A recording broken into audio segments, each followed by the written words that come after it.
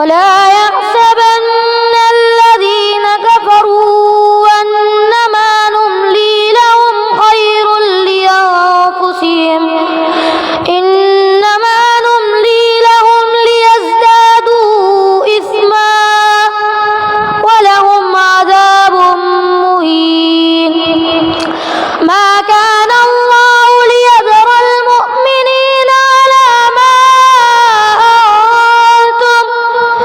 على ما أنتم عليه حتى يميز الخبيث من الطيب ولكن الله يجتبي من رسله من يشاء فآمنوا بالله ورسله وإن تؤمنوا وتتقوا فلكم أجر عظيم ولا يحسبن الذين يبخلون بما آتاهم الله من فضله هو خيرا لهم بل هو شر لهم سيطوقون ما عملوا به يوم القيامة ولله ميراث السماوات والأرض والله بما تعملون خبير لقد سمع الله قول الذين قالوا إن الله فقير ونحن أغنياء سنكتب ما قالوا وقتلهم الأنبياء بغير حق ونقول ذوقوا عذاب الحريق ذلك بما قدمت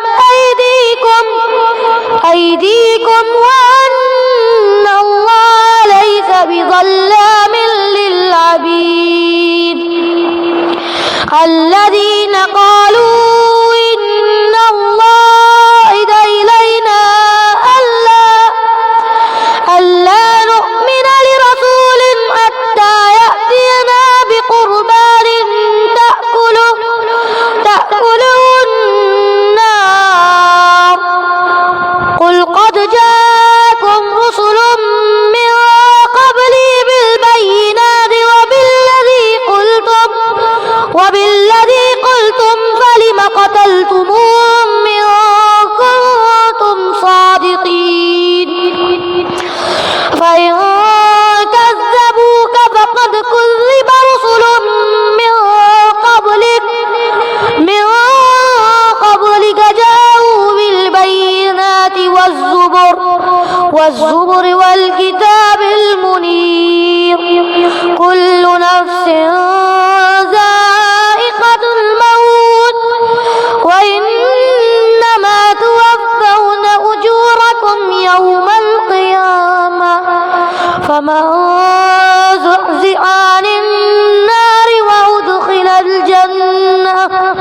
وأدخل الجنة فقد فاز وما الحياة الدنيا إلا متاع الغرور صدق الله العظيم.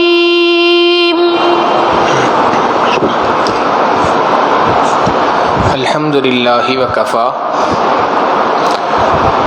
وسلام علی عبادہ الذین اصطفى اما بعد. یہ سورہ آل عمران کا 18واں رکوع ہے.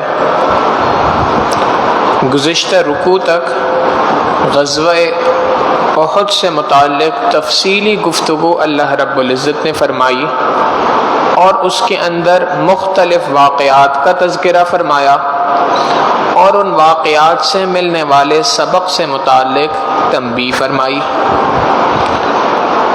آگے اللہ رب العزت نے کفار کے چند اعتراضات اور ان کے جوابات ذکر فرمائے.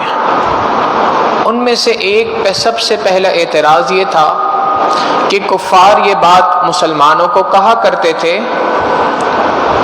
کہ ہم اللہ کو ماننے والے نہیں ہیں، ہم اللہ کو نہیں مانتے، تم اللہ کو مانتے ہو۔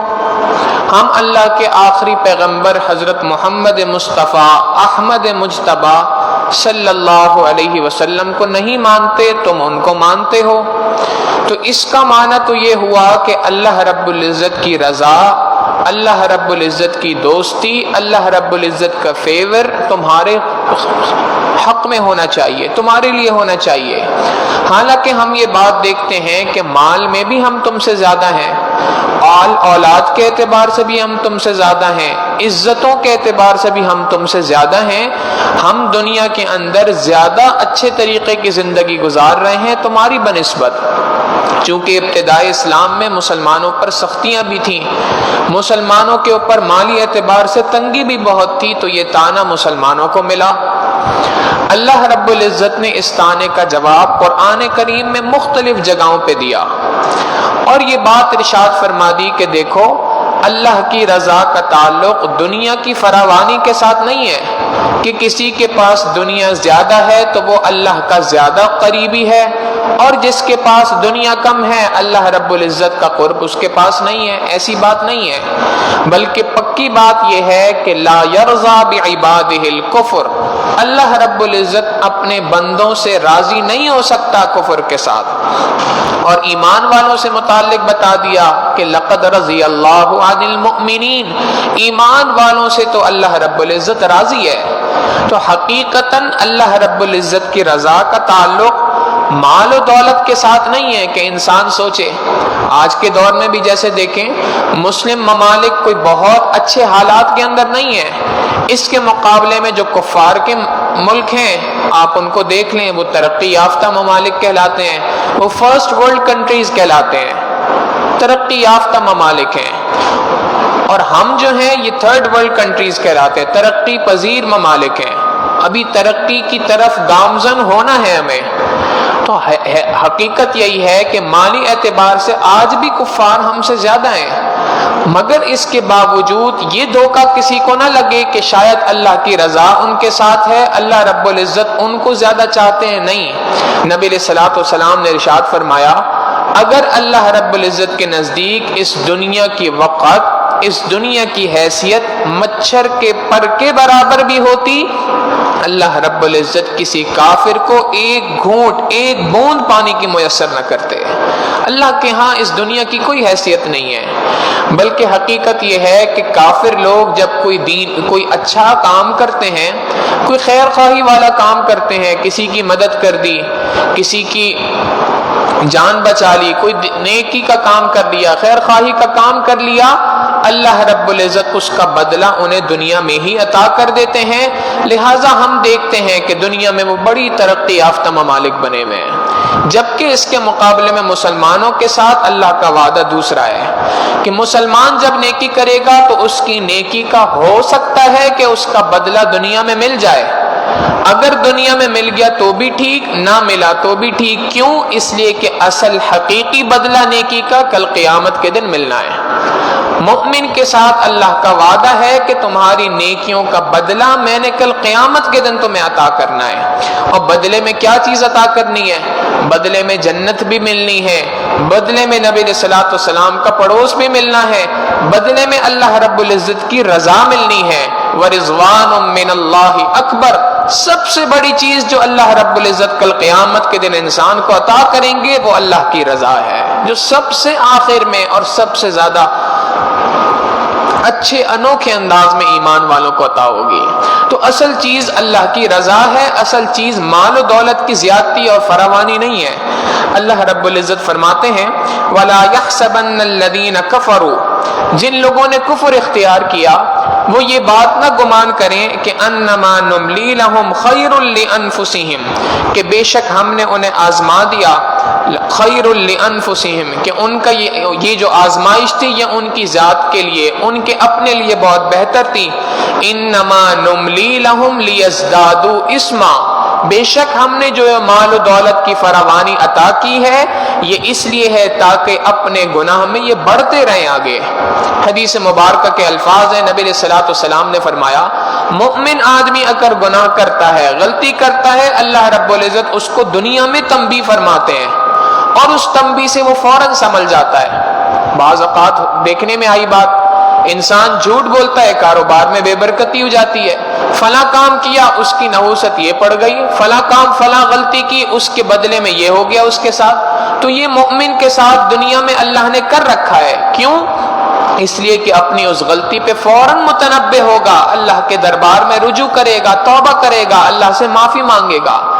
جبکہ مشرک کے ساتھ، کافر کے ساتھ یہ معاملہ نہیں ہے، وہ غلطی کرتا ہے، اس غلطی پر بھی اللہ کی طرف سے کوئی تنبیہ اسے نہیں آتی تاکہ وہ اپنی دنیا میں اپنی کھال میں مست رہے، اس کو اس بات کا احساس ہی نہ ہو کہ میں نے پروردگار کی طرف لوٹنا ہے، اور جب یہ احساس نہیں ہوگا تو وہ اپنی دنیا میں مگن رہے گا یہاں تک کہ موت کا شکنجہ آ جائے گا، اور اس کے بعد اللہ کی جانب سے اس شخص کے لیے سزائیں ہیں۔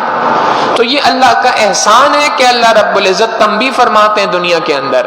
اللہ رب العزت فرماتے ہیں انما نملی لہم لیزدادوا اثما، یہ جو ڈھیل اللہ نے دے رکھی ہے یہ ڈھیل اس لیے ہے تاکہ ان کے گناہوں میں، ان کی کوتاہیوں میں اضافہ ہوتا رہے۔ وَلَهُمْ عَذَابٌ مُّهِينٌ، اور اللہ رب العزت کے ہاں ان کے لیے رسوائی والا عذاب ہے۔ دنیا کے اندر بڑے معزز بنے پھرا کرتے تھے، کل قیامت کے دن جب اللہ کے دربار میں پیش ہوں گے تو اللہ رب العزت کل قیامت کے دن رسوائی والا عذاب دیں گے، جس عذاب کے بعد جو ان کی عزت تھی دنیا میں وہ ساری کی ساری خاک میں مل جائے گی۔ اللہ رب العزت قرآن کریم میں ارشاد فرماتے ہیں کہ کل قیامت کے دن ہم ان کو کہیں گے ذق، چکھ اس عذاب کو، انک انت العزیز الکریم، تم تو دنیا کے اندر بڑے معزز بنے پھرتے تھے، دنیا کے اندر تو بڑے مکرم بنے پھرتے تھے، بڑی عزت والے سمجھے جاتے تھے، بڑی عقل والے سمجھے جاتے تھے، آج یہ عذاب تمہارے لیے اللہ رب العزت کی جانب سے مقرر ہے، اس عذاب کو چکھو۔ پھر اس کے بعد ایک اور سوال کا اللہ رب العزت نے جواب دیا، اور وہ سوال یہ تھا کہ مسلمانوں پر اتنی تکلیفیں کیوں آ رہی ہیں، یہ پریشانیاں کیوں آ رہی ہیں؟ کیا واقعہ ہے کہ 70 صحابہ کی شہادت ہو گئی، اتنے صحابہ زخمی ہو گئے، اللہ کے محبوب صلی اللہ علیہ وسلم بھی زخمی ہو گئے، ہونٹ مبارک سے خون نکلنے لگ گئے، دندان مبارک شہید ہو گئے، یہ اتنی تکلیفیں جو مسلمانوں کو مل رہی ہیں، اور صرف غزوہ احد میں نہیں ملی، اس سے پہلے بھی ملتی رہی، اس کے بعد بھی ملتی رہی ہیں۔ تو یہ جو آزمائشیں آ رہی ہیں، یہ مختلف تکلیفیں مسلمانوں کے سامنے ہیں، یہ سب کے سب کیوں ہیں؟ کیا وجہ ان سب کی؟ اللہ رب العزت فرماتے ہیں ما کان اللہ لیذر المؤمنین علی ما انتم علیہ حتی یمیز الخبیث من الطیب۔ اللہ رب العزت نے جو ایمان والوں کے ساتھ یہ معاملہ کیا ہے یہ اس وجہ سے ہے کہ تاکہ حتی یمیز الخبیث من الطیب، یہاں تک کہ خبیث چیز کو، بدبودار چیز کو، غلط چیز کو پاکیزہ چیز سے الگ کر دیا جائے۔ حقیقت یہ ہے کہ یہ آزمائشیں اس وجہ سے آئی تھیں کہ اللہ رب العزت اس آزمائشوں کے ذریعے سے کھرے اور کھوٹے کا فرق کرنا چاہتے تھے۔ کون ہے جو حقیقی معنوں میں مجھ پر ایمان لے کے آیا ہے، اور کون ہے جو صرف زبانی کلامی اسلام کا نام لیتا ہے اور دل کے اندر منافقت چھپی بری ہوئی ہے۔ لہٰذا ایمان والوں کو مؤمنوں میں اور منافقوں میں فرق کرنے کے لیے اللہ رب العزت کی جانب سے یہ تمام کے تمام حالات آتے ہیں۔ اللہ رب العزت فرماتے ہیں دوسری جگہ پہ احسب الناس، کیا لوگوں نے گمان کر رکھا ہے کہ ان یقولوا آمنا وهم لا یفتنون، ان یترکوا ان یقولوا آمنا وهم لا یفتنون، کہ ان کا یہ کہہ دینا کہ ہم ایمان لے آئے اس کے بعد ان کو چھوڑ دیا جائے گا اور ان کو آزمایا نہیں جائے گا؟ نہیں، وَلَقَدْ فَتَنَّ الَّذِينَ مِن قَبْلِهِمْ، حقیقت یہ ہے کہ جو لوگ پہلے گزر گئے ہم نے ان کے درمیان بھی اس طرح کی آزمائشوں کو بھیجا تھا۔ کیوں بھیجا تھا؟ فَلَيَعْلَمَنَّ اللَّهُ الَّذِينَ صَدَقُوا وَلَيَعْلَمَنَّ الْكَاذِبِينَ، تاکہ اللہ جان لے اس بات کو، اللہ اس بات کا اظہار دنیا والوں کے سامنے کر دے کہ کون حقیقی معنوں میں ایمان والا ہے اور کون ہے جو اپنے دعوے کے اندر جھوٹا ہے۔ تو اللہ رب العزت کی جانب سے ابتدائے اسلام کے اندر جو مختلف تکلیفیں پریشانیاں آئی تھیں، ان پریشانیوں کے آنے کی وجہ یہی تھی کہ اس کے ذریعے سے اللہ رب العزت کھرے اور کھوٹے کے درمیان فرق کرنا چاہتے تھے۔ اللہ رب العزت کے علم میں تو یہ بات ازل سے ہے کہ کون کھرا ہے اور کون کھوٹا ہے، مگر دنیا میں تمام افراد کے سامنے اس بات کا اظہار کرنا تھا۔ اللہ نے اس اظہار کے لیے باقاعدہ جس سے کہتے ہیں فلٹر تھے، چھنی تھی جس کے ذریعے سے اللہ نے چھان لیا، ایمان والوں کو بچا لیا، منافقین کو ظاہر کر دیا۔ یاد رکھیے گا اللہ رب العزت کی یہ سنت مبارکہ ہے، جب کبھی بھی اللہ رب العزت نے دنیا میں کسی مسیحا کو بھیجنا ہوتا ہے تو اس مسیحا کو بھیجنے سے پہلے اللہ رب العزت ایمان والوں کو، اہل دین کو، اللہ سے محبت کرنے والوں کو چھانتے ہیں۔ لہٰذا جب نبی علیہ الصلوۃ والسلام دنیا کے اندر آئے، اللہ کے محبوب صلی اللہ علیہ وسلم مسیحا تھے، نبی علیہ الصلوۃ والسلام کے جو صحابہ تھے اللہ کے محبوب صلی اللہ علیہ وسلم پہ ایمان لانے والے تھے، اللہ نے ان کو چھان لیا، پہچان کرا لی، تفریق کرا لی، کون کھرا ہے اور کون کھوٹا ہے، کون حقیقی معنوں میں ایمان والا ہے، کون حقیقی معنوں میں منافق ہے۔ تو جب کبھی بھی کسی مسیحا نے آنا ہوتا ہے، اس مسیحا کے آنے سے پہلے اللہ کی یہ سنت ہے کہ اللہ رب العزت کھرے اور کھوٹے کی تفریق فرما دیتے ہیں۔ پھر نبی علیہ الصلوۃ والسلام کے اس دنیا سے جانے کے بعد دنیا چلتی رہی اور منافقین بھی چلتے رہے، آتے رہے، جاتے رہے، حقیقی معنوں میں ایمان والے بھی آتے رہے اور جاتے رہے۔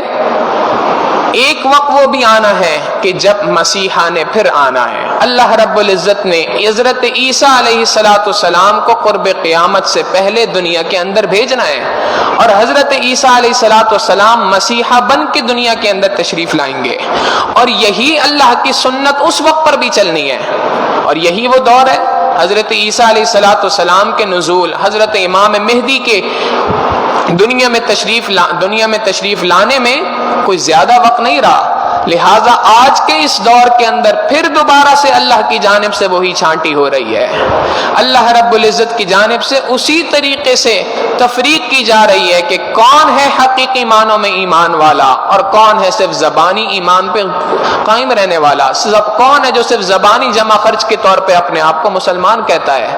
لہٰذا آج کے اس دور کے اندر بھی اللہ رب العزت کی جانب سے چھانٹی ہے۔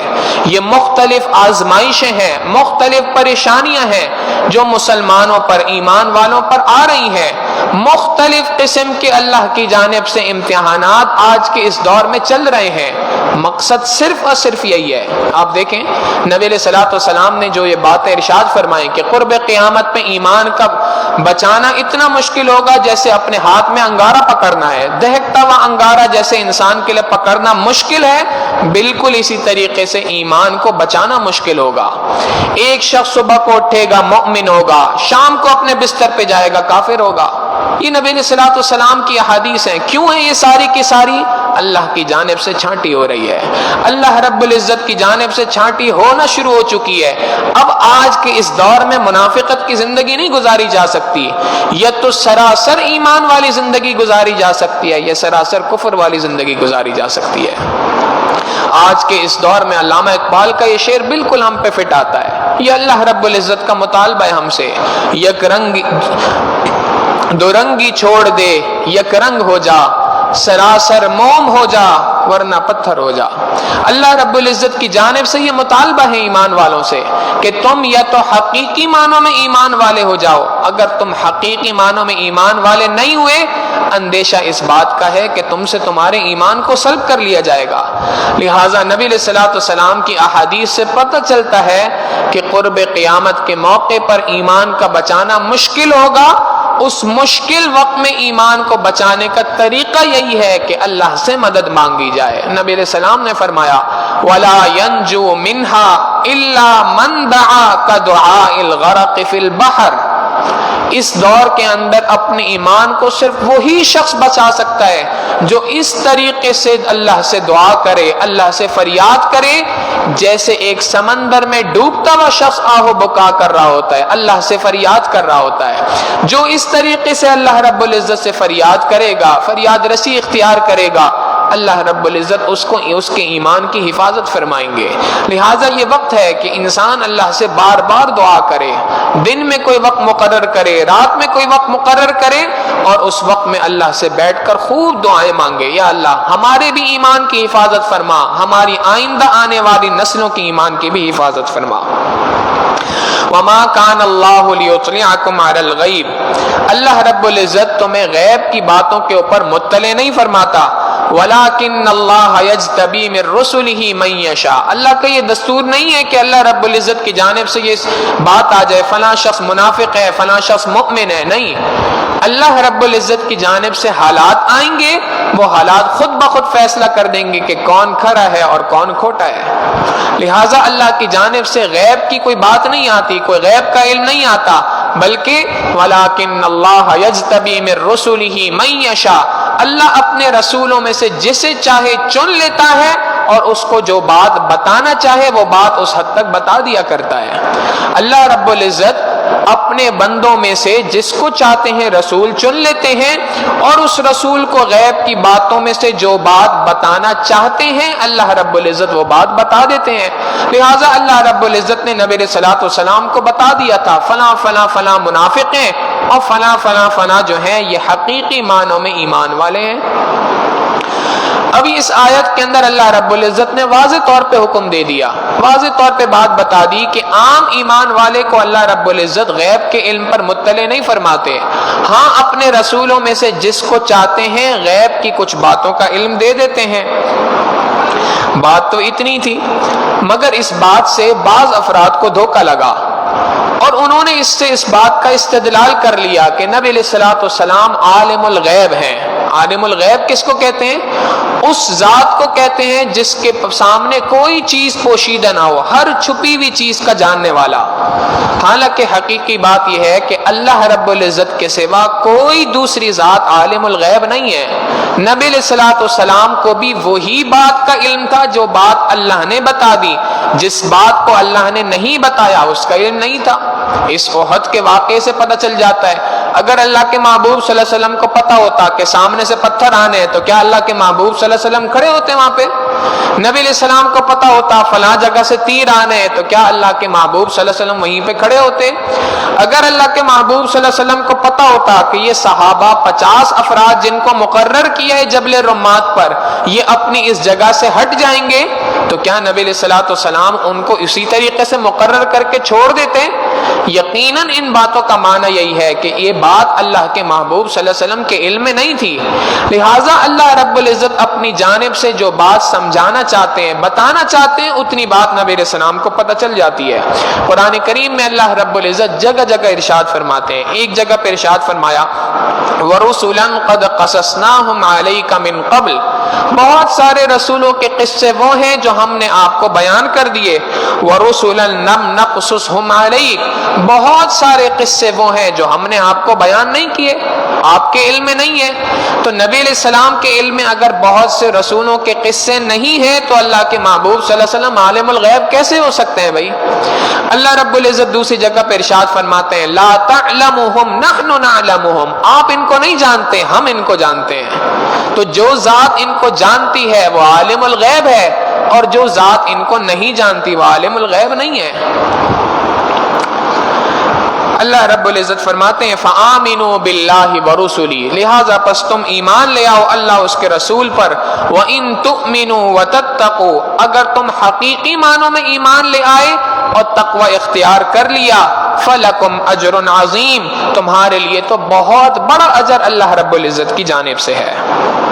اگلی بات اللہ رب العزت نے ارشاد فرمائی، یہ ایک اور بات کی طرف اشارہ ہے، اور وہ یہ ہے کہ انسان کے اندر مختلف قسم کی روحانی بیماریاں ہیں، ان روحانی بیماریوں میں سے ایک روحانی بیماری بخل کا کرنا ہے، کنجوسی کا آ جانا۔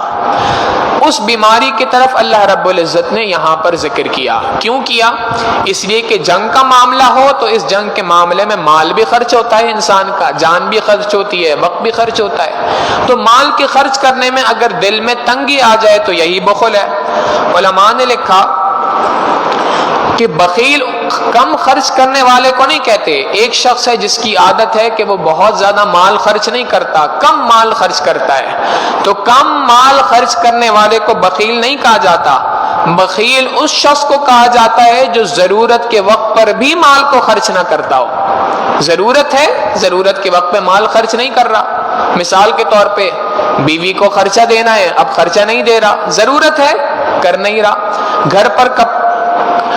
گھر والوں کے لیے کپڑوں کی ضرورت ہے، کھانے پینے کی اشیاء کی ضرورت ہے، اب یہاں پر پیسہ خرچ نہیں کر رہا. اپنی ذات کے لیے ضرورت ہے، ڈاکٹر کے پاس جانے کی ضرورت ہے، علاج معالجے کی ضرورت ہے، نہیں کر رہا پیسے کے ہونے کے باوجود. یہ ہے بخل، یہ ہے کنجوسی.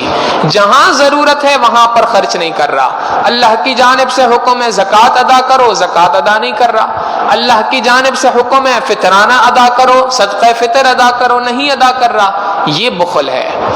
جو جہاں ضرورت ہے، جہاں پر حکم ہے خرچ کرنے کا، وہاں پر خرچ کرنے میں دل میں تنگی آ رہی ہے، دلی اعتبار سے اپنے آپ کو کمزور محسوس کر رہا ہے، دلی اعتبار سے بوجھ محسوس کر رہا ہے، اسی چیز کا نام بخل ہے.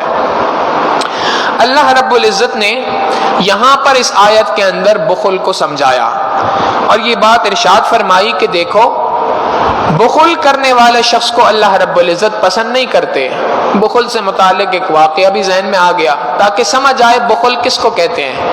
حضرت عثمان غنی رضی اللہ تعالیٰ عنہ کی زندگی کے دو پہلو ہیں. ایک ہی دن میں، ایک ہی وقت میں دو واقعات پیش آئے.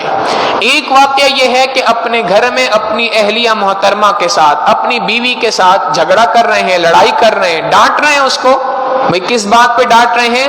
آج تم نے چراغ کی جو بتی ہے یہ موٹی جلائی ہے، یعنی اس میں تیل زیادہ ڈالا ہے، اس تیل کے زیادہ ڈالنے کی وجہ سے چراغ کی جو بتی ہے وہ موٹی ہوئی بھی ہے، زیادہ تیل خرچ کر رہی ہو، ایسا کیوں ہے؟ اب ایک طرف تو یہ معاملہ ہے، عام آدمی سمجھے شاید کنجوسی ہے. اسی وقت پہ ایک سائل آتا ہے حضرت عثمان غنی رضی اللہ تعالیٰ عنہ کے پاس، اپنی ضرورت کا اظہار کرتا ہے.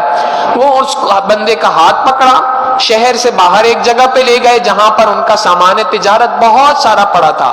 سارا کا سارا سامان تجارت اس کے ہاتھ میں دے دیا، اس کو دے دیا. فرمایا بھائی مجھے امید ہے یہ تیری ضرورت کے لیے کافی ہوگا. اب ایک طرف بات تھی جہاں جھگڑا ہو رہا تھا تیل کی بتی موٹی کرنے کے اوپر، اور دوسری طرف جہاں بات آئی اللہ کے راستے میں خرچ کرنے کی، تو وہاں پر دل اتنا کھل گیا.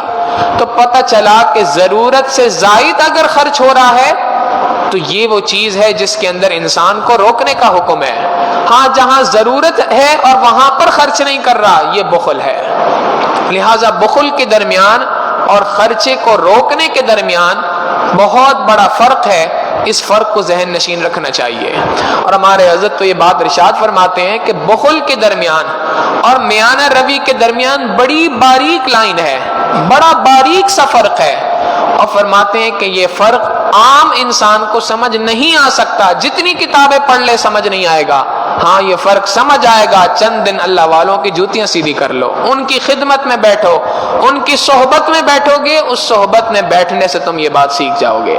بہرحال واقعہ یہ پیش آیا کہ جو اللہ کے راستے میں مال کے خرچ کرنے کی جب بات آتی تھی تو بہت سارے منافقین دلی اعتبار سے تنگ ہوتے تھے. اب یہ اس مالی تنگی کے اوپر مسلمانوں سے مطالبہ کیا کرتے تھے، بھئی ہم کیوں مال خرچ کریں؟ اس مختلف قسم کے سوالات کیا کرتے تھے. اللہ رب العزت کی جانب سے آیت اتر گئی وَلَا يَحْسَبَنَّ الَّذِينَ يَبْخَلُونَ بِمَا آتَاهُمُ اللَّهُ مِنْ فَضْلِهِ هُوَ خَيْرًا لَهُمْ. تم یہ گمان نہ کرو کہ جو لوگ بخل اختیار کرتے ہیں اس چیز کے اندر، اس مال کے اندر جو اللہ رب العزت نے انہیں اپنے فضل سے عطا کیا، تو یہ بخل کا اختیار کرنا، مال کو گن گن کے رکھنا، بچا بچا کے رکھنا، ہوا خیر لہم، یہ تم یہ گمان نہ کرنا کہ یہ مال کا بچا کر گن گن کے رکھنا یہ ان کے لیے بہتر ہے، نہیں، بل ہوا شر لہم، یہ تو ان کے لیے شر کا باعث بنے گا، قیامت کے دن برائی کا باعث بنے گا. سیطوقون ما بخلوا به یوم القیامہ، جو انہوں نے بخل اختیار کیا، وقت پر زکوٰۃ ادا نہیں کر رہے، وقت پر عشر ادا نہیں کر رہے، وقت پر صدقہ فطر ادا نہیں کر رہے، سیطوقون ما بخلوا به یوم القیامہ، کل قیامت کے دن اسی مال کو ان کے گلے کے اندر توق بنا کے ڈالا جائے گا۔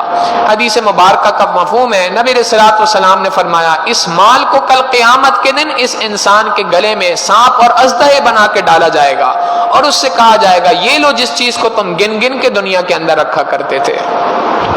اللہ رب العزت آگے فرماتے ہیں وَلِلَّهِ مِيرَاثُ السَّمَاوَاتِ وَالْأَرْضِ، آسمان و زمین میں جو کچھ ہے یہ اللہ کی میراث ہے، اللہ اس کا مالک ہے، اللہ نے تمہیں خرچ کرنے کے لیے دیا تھا۔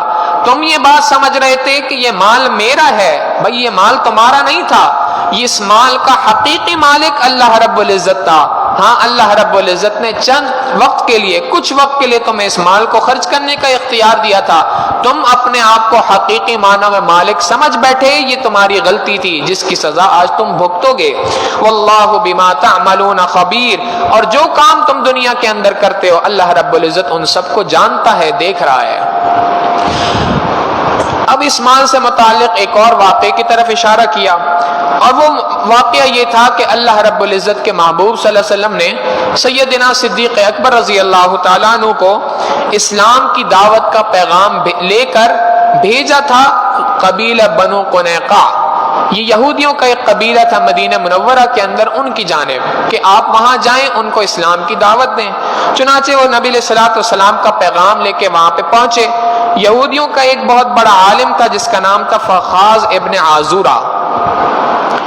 نبی علیہ الصلوۃ والسلام کا پیغام بھیجا کہ اللہ کے محبوب صلی اللہ علیہ وسلم فرما رہے ہیں کہ تو اللہ پہ ایمان لے آؤ، آپ لوگ اللہ پہ ایمان لاؤ، نماز کو ادا کرو، زکوٰۃ کو ادا کرو، اللہ کو اقرض اللہ قرضا حسنا، اللہ کو بہترین قرضہ عطا کرو۔ یعنی اللہ کے راستے میں جو انسان مال خرچ کرتا ہے یہ اللہ کو قرضہ دینا ہے، لہٰذا اللہ کو قرضہ دو۔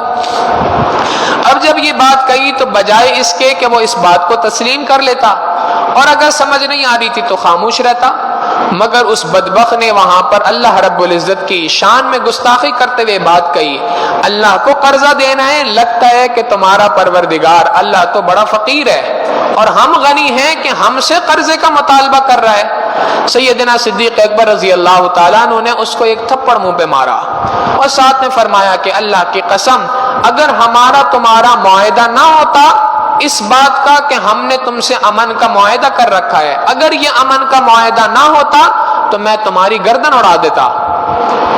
اب یہ فخاذ جو تھا یہ نبی علیہ الصلوۃ والسلام کے پاس شکایت لے کے آیا کہ جی آپ نے جس شخص کو ایلچی بنا کر نمائندہ بنا کے بھیجا تھا اس نے تو میری پٹائی کر دی۔ نبی علیہ الصلوۃ والسلام نے سیدنا صدیق اکبر رضی اللہ تعالیٰ عنہ سے پوچھا ابو بکر کیا معاملہ ہے؟ انہوں نے فرمایا اللہ کے محبوب صلی اللہ علیہ وسلم اس طریقے سے معاملہ پیش آیا تھا۔ ابھی اس سے پہلے کہ نبی علیہ السلام کو اس بات پہ فیصلہ فرماتے اللہ رب العزت کی جانب سے آیت نازل ہو گئی، لقد سمع اللہ قول الذین قالوا، تحقیق اللہ نے سن لیا کہنے والے کی اس بات کو کہ ان اللہ فقیر، کہ بے شک اللہ رب العزت فقیر ہے، محتاج ہے، ونحن اغنیاء، اور ہم تو بڑے مال و دولت والے ہیں، ہم تو بڑے غنی ہیں۔ سنکتب ما قالوا، ہم ان قریب ہر بات کو نوٹ کر رہے ہیں، لکھ رہے ہیں ہر بات کو جو یہ کہہ رہے ہیں، اور ہم نوٹ کر رہے ہیں وقتلہم الانبیاء بغیر حق، جو انہوں نے ناحق انبیاء کو دنیا کے اندر قتل کیا تھا۔ یہودیوں کے بارے میں یہ بات تفصیل سے پہلے گزر چکی ہے کہ انہوں نے 50 سے زائد تقریباً کوئی 54 کے قریب انبیاء علیہم السلام کو قتل کیا تھا، شہید کیا تھا۔ تو ان کا یہ جو جرم تھا اللہ نے اس کی طرف اشارہ فرمایا کہ اللہ رب العزت نہ صرف یہ کہ آج کی اس بات کو لکھ رہا ہے بلکہ جو انہوں نے انبیاء کو ناحق قتل کیا تھا اللہ رب العزت ان انبیاء کے قتل کو بھی اللہ نے لکھ رکھا ہے۔ وَنَقُولُ ذُوقُوا عَذَابَ الْحَرِيقِ، اور ہم ان سے کہیں گے کہ اللہ کے چکو رسوائی والے چکو جہنم کے عذاب کو۔ ذَلِكَ بِمَا قَدَّمَتْ أَيْدِيكُمْ، یہ جو ان کو عذاب قیامت کے دن ملے گا یہ ان کے اپنے ہاتھوں کے کرتوت ہیں، یہ اپنے ہاتھوں سے انہوں نے کمایا ہے، یہ اپنے گناہوں کی وجہ سے ہے۔ وَأَنَّ اللَّهَ لَيْسَ بِظَلَّامٍ لِّلْعَبِيدِ، حالانکہ اللہ رب العزت اپنے بندوں پہ ظلم کرنے والا نہیں ہے، اللہ نے اپنے بندوں پہ ظلم نہیں کیا، انہوں نے خود اپنی جانوں کے اوپر ظلم کیا ہے۔ الذین قالوا، یہ وہ لوگ ہیں، یہودیوں کا ایک اور مطالبہ تھا، ایک اور سوال تھا جس کا اللہ نے یہاں پر جواب دیا۔ وہ سوال یہ تھا کہ یہ کہا کرتے تھے کہ اچھا اگر آپ واقعی اللہ کے پیغمبر ہیں تو آپ ایک کام کریں، ایک گائے کو، ایک جانور کو ذبح کریں اور ذبح کر کے اس کو کھلے میدان کے اندر رکھ دیں۔ اگر اللہ کی جانب سے آگ آ جائے اور اس مال کو کھا لے تو اس کا مطلب ہے واقعی آپ اللہ کے نبی ہیں، اور اگر آگ نے آ کے اس کو نہیں کھایا تو اس کا مطلب ہے آپ اللہ کے نبی نہیں ہیں، آپ جھوٹا دعویٰ کر رہے ہیں۔ اب اس کے پیچھے پس منظر یہ تھا کہ یہودیوں پہ ایک زمانہ وہ بھی آیا تھا کہ اللہ کی جانب سے یہ حکم تھا کہ جو مال تم نے صدقہ کرنا ہے، اللہ کے راستے میں خرچ کرنا ہے، اللہ کے نام پہ جو جانور قربان کرنا ہے، وہ تمہیں کھانے کی اجازت نہیں ہے، اس کو زمین پر میدان میں رکھ دو، آگ آ کے اس کو کھا لے گی۔ اور واقعی ایسی ہوتا تھا، جس کے مال کو آگ کھا لیتی تھی سمجھ جاتے تھے کہ یہ قبول ہو گیا، اور جس کے مال کو آگ نہیں کھاتی تھی سمجھ جاتے تھے کہ اللہ کی جانب سے اس کا صدقہ قبول نہیں ہوا۔ مگر نبی علیہ الصلوۃ والسلام کی بعثت سے پہلے ہی اللہ رب العزت کی جانب سے یہ حکم منسوخ ہو چکا تھا۔ چنانچہ اللہ رب العزت نے امت محمدیہ کے افراد پر رحم فرمایا اور ان کے لیے اپنے صدقات کا کھانا حلال فرما دیا۔ ایک شخص صدقہ کر رہا ہے، وہ اپنے کسی مسلمان بھائی کو جو ضرورت مند ہے اس کو وہ صدقہ دے دے، اس کے لیے استعمال کرنا جائز ہے اگر ضرورت مند ہے۔ تو جب یہ بات منسوخ ہو چکی تھی یہ یہودی بھی جانتے تھے، بطور مذاق کے اللہ رب العزت کے محبوب صلی اللہ علیہ وسلم سے یہ بات کہنے لگے، جی آپ اس بات کو کریں، کوئی جانور ذبح کریں، اللہ کی جانب سے آگ آئے گی اس کو کھا لے گی تو ہم پہچان لیں گے کہ آپ واقعی سچے پیغمبر ہیں۔ اللہ رب العزت فرماتے ہیں الذین قالوا، یہ وہ لوگ ہیں جنہوں نے یہ بات کہی کہ ان اللہ عہد الینا، بے شک اللہ نے ہم سے اس بات کا وعدہ کر رکھا ہے، اللہ نؤمن لرسول، کہ ہم کسی رسول پہ ایمان نہ لائیں، حتی یأتینا بقربان، یہاں تک کہ وہ کسی چیز کو قربان کر کے پیش کر دے، تأکلہ النار، کہ اس کو آگ کھا لے۔ جب آگ ان کے صدقے کو، ان کی ہوئی قربانی کو کھا لے گی تب وہ صحیح طور پہ پیغمبر ثابت ہوگا۔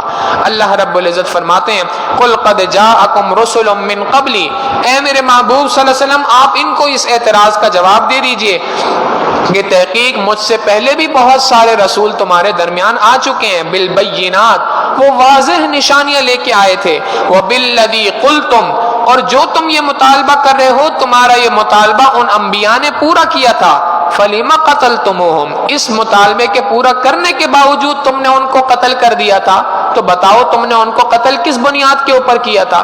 ان کنتم صادقین، اگر تم واقعی اپنے دعوے میں سچے ہو تو پہلے اس بات کا جواب دو کہ پچھلے انبیاء کو تم نے شہید کس بنیاد کے اوپر کیا تھا۔ اور پھر یاد رکھیے فَإِن كَذَّبُوكَ، اگر یہ آپ کو جھٹلاتے ہیں تو کوئی نئی بات نہیں ہے، فَقَدْ كُذِّبَ رُسُلٌ مِّن قَبْلِكَ، آپ سے پہلے بہت سارے پیغمبر جھٹلائے گئے تھے، جو جاؤ بالبینات والزبر، جو واضح نشانیاں لے کر اور کتابیں لے کے آئے تھے، والکتاب المنیر، اور روشن کتاب قرآن کریم لے کر آئے۔ تو دنیا کے اندر مختلف انبیاء آئے تھے اور ان انبیاء کو انہوں نے جھٹلایا۔ آج اگر آپ روشن کتاب لے کر دنیا میں آئے ہیں اور یہ آپ کو جھٹلا رہے ہیں تو کوئی انوکھی بات نہیں ہے، واضح سا فارمولا ہے ہمارا، ہماری جانب سے بنیادی بات ایک ہی ہے کہ کل نفس ذائقۃ الموت، ہر ذی روح نے، ہر انسان نے، ہر جاندار نے موت کا ذائقہ چکھنا ہے۔ وَإِنَّمَا تُوَفَّوْنَ أُجُورَكُمْ يَوْمَ الْقِيَامَةِ، کل قیامت کے دن ہر کسی کو اس کے نامہ اعمال کا، اس کے کاموں کا بدلہ پورا کل قیامت کے دن دیا جائے گا۔ اصول کیا ہے؟ فَمَنْ زُحْزِحَ عَنِ النَّارِ وَأُدْخِلَ الْجَنَّةَ، جو کوئی شخص بھی جہنم کی آگ سے بچا لیا گیا اور جنت کے اندر داخل کر دیا گیا، فقد فاز، وہ کامیاب ہو گیا۔ کامیابی کا بنیادی سا 2+2 4 والا اصول اللہ نے بیان کر دیا کہ یہ واضح سا اصول ہے ہماری جانب کہ جو شخص بھی اس دنیا میں ایسی تیاری کرے کہ جہنم سے بچ کر جنت میں چلا جائے، تحقیق وہ کامیاب ہے، اور جو دنیا میں رہتے ہوئے ایسی تیاری نہ کر سکے کہ جہنم سے بچ سکے اور جنت میں داخل ہو سکے، وہ ناکام ہے۔ واضح سا حکم اللہ رب العزت کی جانب سے آ گیا۔ اللہ رب العزت نے بتا دیا کہ دیکھو کامیابی کا معیار یہی ہے کہ تم جہنم سے بچ کر جنت میں داخل ہونے والے بن جاؤ۔ اور یاد رکھنا کہ دنیا کے اندر جب تم زندگی گزار رہے ہوگے تو دنیا تو تمہیں دھوکہ دے گی۔ وَمَا الْحَيَاةُ الدُّنْيَا إِلَّا مَتَاعُ الْغُرُورِ، دنیا کی زندگی تو دھوکے کا سامان ہے، یہ تمہیں دھوکہ دے گی۔ تم دنیا کی ضروریات کے اندر رہ کر اللہ رب العزت کی یاد سے غافل نہ ہو جانا، دنیا کی ضروریات میں لگ کر مقصد زندگی کو بھول نہ جانا۔ ضروریات اپنی جگہ ہوتی ہیں مگر مقصد کو ہمیشہ ضروریات کے اوپر فوقیت حاصل ہوتی ہے، لہٰذا تم نے ضروریات کو سامنے نہیں رکھنا، تم نے مقصد کو سامنے رکھنا ہے، اور مقصد زندگی اللہ رب العزت کی بندگی ہے۔ تمہارا دنیا میں آنے کا مقصد یہی ہے کہ تم اللہ کی بندگی اختیار کرو۔ آخری ایک بات، اور وہ یہ ہے کہ اللہ رب العزت نے موت کے لیے لفظ استعمال کیا کہ موت کا ذائقہ چکھنا ہے۔ یہ ذائقے کا لفظ کیوں استعمال کیا؟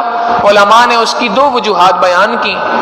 ایک وجہ تو یہ ہے کہ ذائقہ اچھی چیز کا بھی ہوتا ہے، بری چیز کا بھی ہوتا ہے، میٹھا بھی ہوتا ہے، نمکین بھی ہوتا ہے، کڑوا بھی ہوتا ہے۔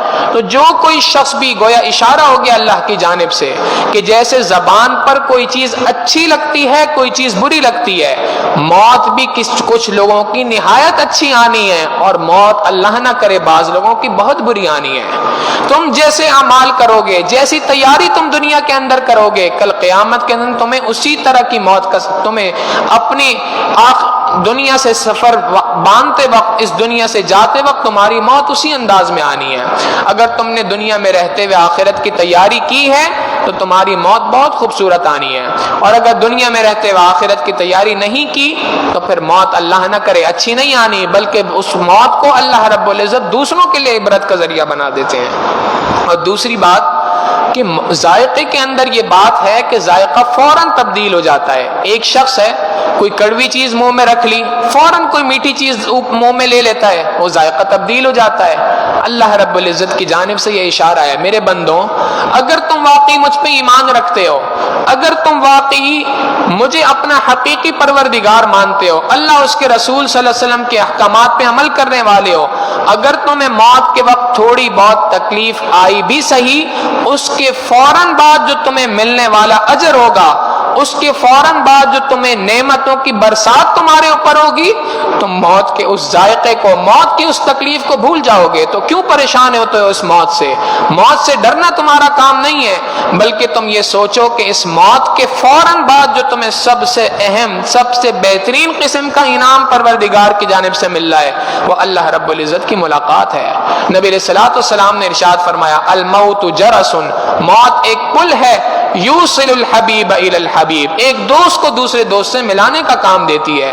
ہمارے لیے بھی، ہم بھی اللہ سے یہی دعا کرتے ہیں، یہی سبق ہے ہمارے لیے بھی کہ ہم دنیا میں رہتے ہوئے موت سے پہلے اپنی اس موت کی تیاری کر لیں۔ اللہ رب العزت آخرت کی ہمیں تیاری کرنے کی توفیق عطا فرمائے، اور اللہ رب العزت ہمیں دنیا میں رہتے ہوئے اپنی موت کی فکر کرنے کی توفیق عطا فرمائے، موت کو یاد رکھنے کی توفیق عطا فرمائے۔ وآخر دعوانا ان الحمد للہ رب العالمین۔ سبحان ربی العلی الوہاب، اللہم صلی علی سیدنا محمد وعلی آل سیدنا محمد وبارک وسلم۔ ربنا ظلمنا انفسنا وان لم تغفر لنا وترحمنا لنکونن من الخاسرین۔ اللہم آت نفوسنا تقواها وزکها انت خیر من زکاها انت ولیها ومولاها انک علی کل شیء قدیر۔ وصلی اللہ تعالی علی حبیبہ سیدنا محمد وآلہ واصحابہ اجمعین برحمتک یا ارحم الراحمین۔